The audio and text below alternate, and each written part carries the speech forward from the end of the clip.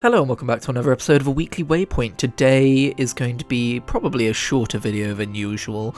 I don't even know what gameplay you're looking at right now, what game I'm even playing, because I'm recording it after the fact. I'm trying to get some commentary to you while my voice is still usable because I am coming down with something pretty nasty. And you know, we're 290 weeks deep into this series right now. I don't want to break that because of some damn cold. That being said, I do feel pretty poopy, so I'm going to keep this one pretty short. Let's start with what I've been playing this week. Last night, actually, I had a very puzzle-focused night. I finished Cocoon, first of all, which you may recognise as being the indie game of the year, I think, from the Game Awards, or the indie debut. I don't think it was a debut game though, was it? So it's probably just the indie game of the year. I actually streamed the first half of that game, so if you're interested in seeing me kind of discover the game's initial first half, you can go and watch that. The reason I did not stream the second half is because, you know, I'm trying to approach my gameplay in terms of like, does this need to be content nowadays? Because I always have a massive surplus of footage. Not most of it doesn't actually end up being made into video content, and I thought, do I want to do that with Cocoon? Because I didn't really, feel like live streaming at that moment, but I did feel like finishing the game. So apologies to anyone who was looking forward to the second half of that. The VOD has 3 views as of the time of recording, which is kind of one of the reasons why I thought it would be okay to just kind of not continue that.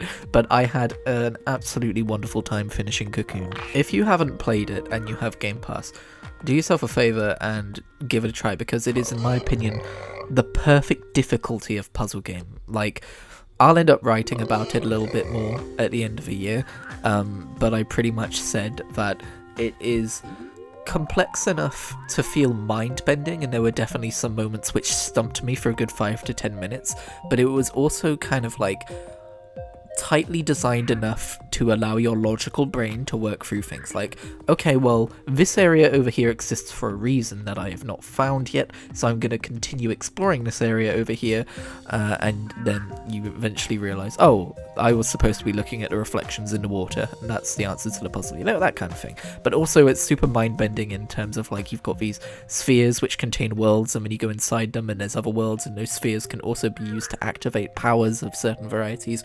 It's really fun and really endearing, and it's just a great time. It's like 4 to 5 hours long. I think I completed it in like 6, but I did spend some time looking for collectibles. Last night I also played through the entirety of Superliminal, which is a slightly older puzzle game in the kind of first-person variety, where basically it plays with perspective. So if you pick up an item and then you kind of like hold it up close to your face, and then you walk to the edge of the room and you place it down, it will place down as like a massive item. It's really hard to describe without visuals, but it's basically like the kind of thinking that you think about when you're a kid and you're just kind of like realizing that perspective is a thing in like art and just like everyday like vision.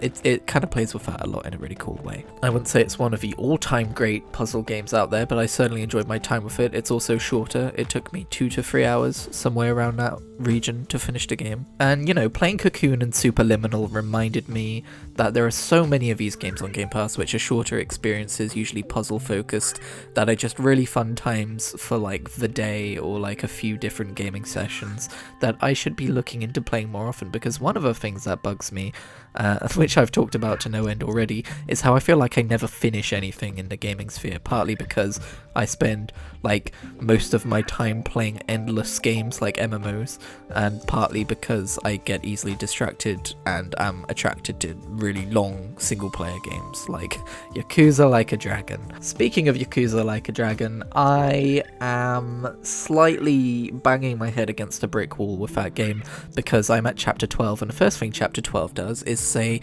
fuck you, grind currency, which isn't very cool, but luckily there's a really fun business side game, which I spent a few hours playing to earn enough money to be able to pay that off, and I thought, brilliant, that's this pacing killer done, because there's been a couple of pacing killers in the past as well.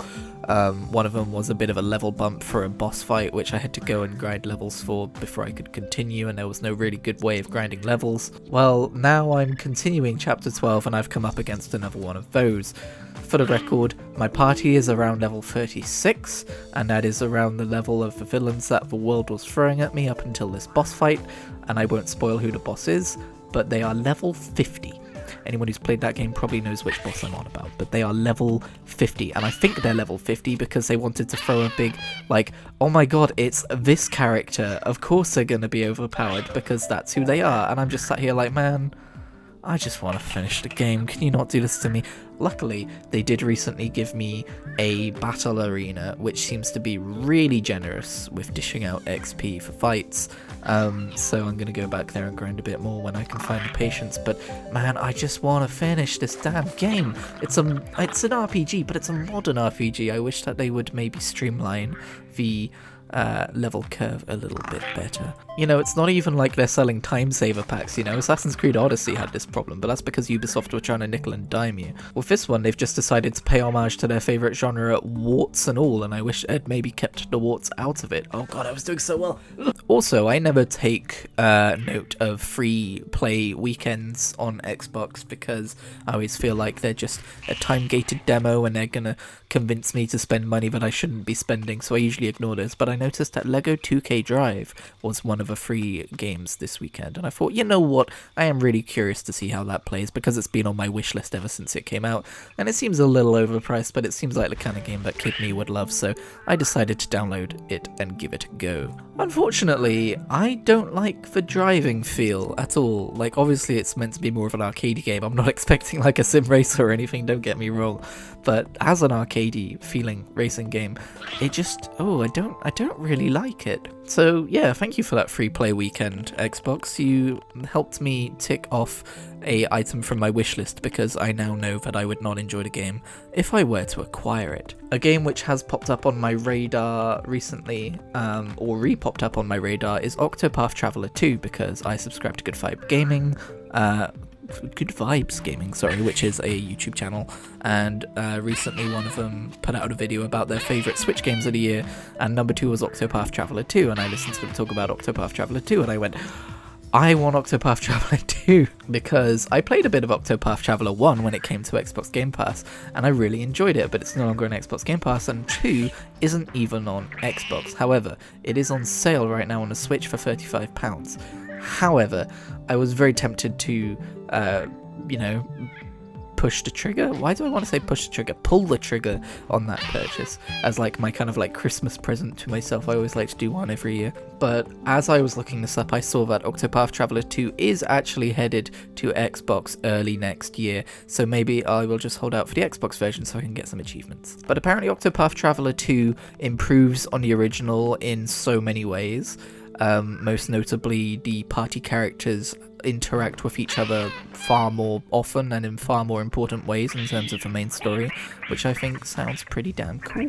But also another reason I hesitated to pull the trigger on the purchase was I am knee-deep in or maybe slightly higher deep in an RPG already, that being Yakuza Like a Dragon, and I'm also playing Guild Wars 2 and World of Warcraft Season of Discovery. That's a lot of RPG all on one plate. Okay, I think that'll do it. I only talked about video games that I'm playing or was looking to play this week, but again, I need my beauty sleep. I've still got to go find a game to record, so sorry if there's no thoughts on Doctor Who this coming week.